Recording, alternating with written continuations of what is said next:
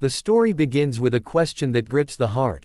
What would you do if the very man who once shattered your soul invited you to his wedding, and the only person willing to stand by your side was someone you least expected?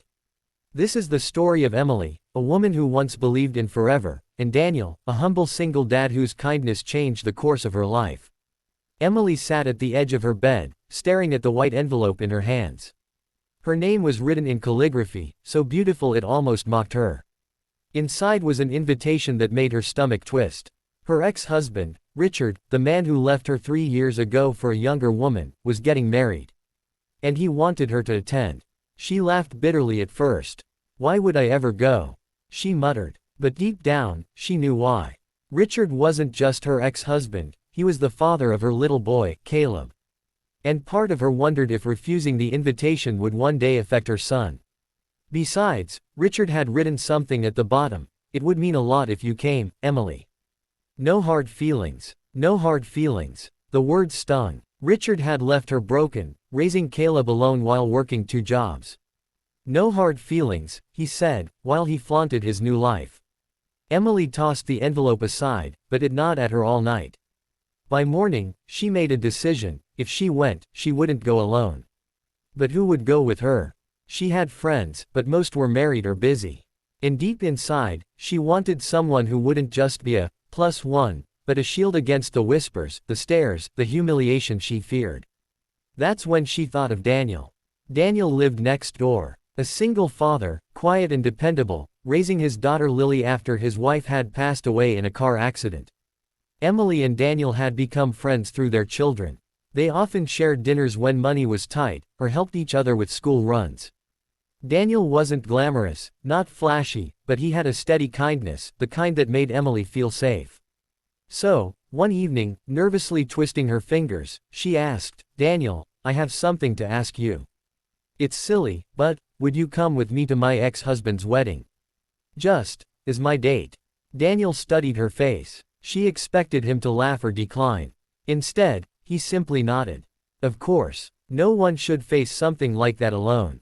The day of the wedding arrived like a storm. Emily wore a soft blue dress that hugged her gently, while Daniel looked sharp in a suit she suspected he hadn't worn in years. When he offered her his arm as they walked into the Grand Hotel ballroom, something inside her steadied. But the whispers began immediately. Guests turned, eyes widening. Some smiled politely, others whispered behind napkins. Emily held her head high, though her heart pounded. Daniel's quiet squeeze of her hand anchored her.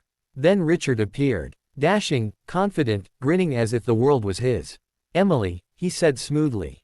"You came. And you brought company." Something in his tone cut her.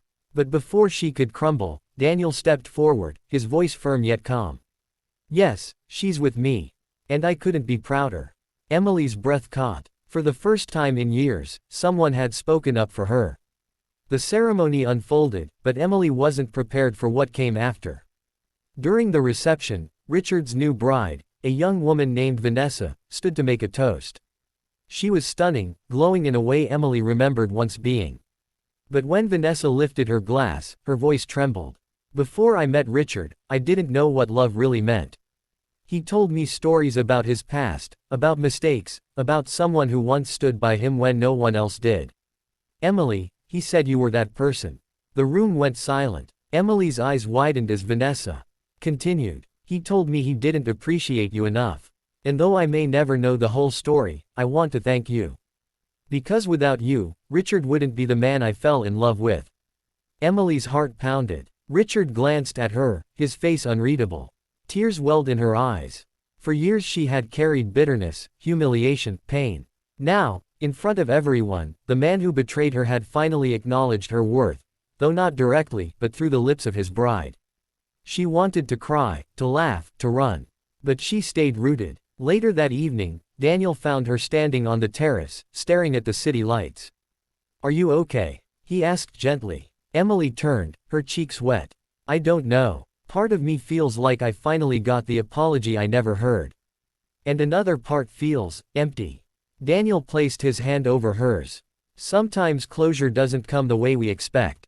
But you have something better now, your son. And people who see your worth without needing a wedding speech to say it." Emily searched his face. There was something steady, something true.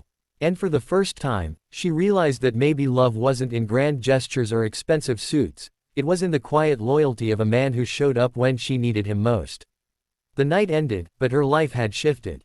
Over the months that followed, Emily and Daniel grew closer. What began as a simple act of kindness blossomed into companionship, and eventually into love. One evening, as their children played together in the yard, Emily whispered, "You were my date at his wedding. But you became so much more.